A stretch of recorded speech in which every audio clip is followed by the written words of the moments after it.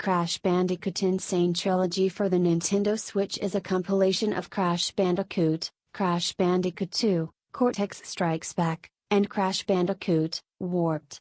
These games originally released on the original PlayStation between 1996 and 1998.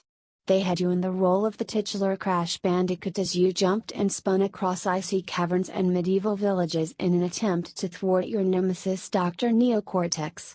Do Crash Bandicoot's adventures hold up nearly 20 years later? Let's find out.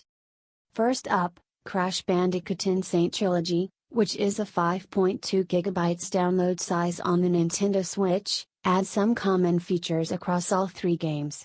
There's a unified checkpoint system so you don't have to begin each level from the start or lose your progress, the option for manual and automatic saves, and time trials that let you take on specific levels within a certain time frame.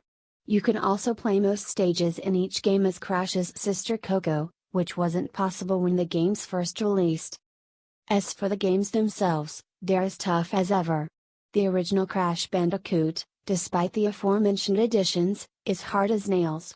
Be it bridge-themed levels like Road to Nowhere and the High Road complete with planks of wood falling beneath your feet and wild hogs running into you, or the tribal-inspired native fortress that has you dealing with spikes of death and fire pits aplenty, it's as tough as you remember, if not more so. And if it's your first time checking out the Crash games, we'd recommend checking it out as a curiosity rather than one for completion unless you're hankering for an old-school challenge. The story is cliched too, as you aid Crash Bandicoot on a quest to foil Cortex's plans for world domination, and rescue his girlfriend Tawna. Crash Bandicoot 2, Cortex Strikes Back fares a bit better thanks to inspired art direction, music, and cartoony voice acting. This time around you're tasked with collecting crystals to save the world from ruin. Be it snow levels like Cold Hard Crash and Totally Bare that have you navigating icy environments with enemies galore, or Piston It Away where Crash has to avoid giant pistons, robots, and shrink rays to survive, it's a very jump that pulls no punches. Though it's a tad harder to navigate what with so much going on, it's also less of a slog compared to its predecessor, making it a decent starting point for newcomers. Finally, there's Crash Bandicoot, Warped. It's perhaps the most accessible and enjoyable entry of the bunch thanks to an expanded number of stages. The plot has you going through various eras in time, including medieval villages where your enemies include frogs that kill you with kisses, Arabian rooftops replete with genies and scorpions, and even a romp across the Great Wall of China complete with dragons. Throw in inventive boss fights set in Roman colosseums and an excellent musical score, and you have what is the pinnacle of the franchise.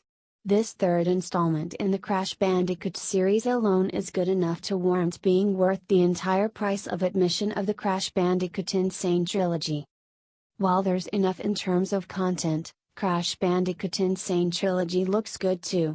Granted, the Nintendo Switch version is not as high fidelity as its counterparts on Xbox One X and Windows PC, but it holds its own in both docked and handheld mode.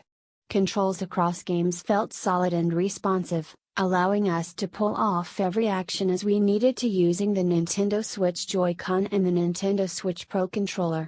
From the two though, the latter provides the better experience, particularly if you're playing on a big screen in docked mode. All in all, Crash Bandicoot N.Sane Trilogy is a welcome remaster in a generation full of them. Every level is intact, and while the difficulty may annoy newcomers, there's enough here to keep you busy if you're looking for a throwback to 90s gaming goodness.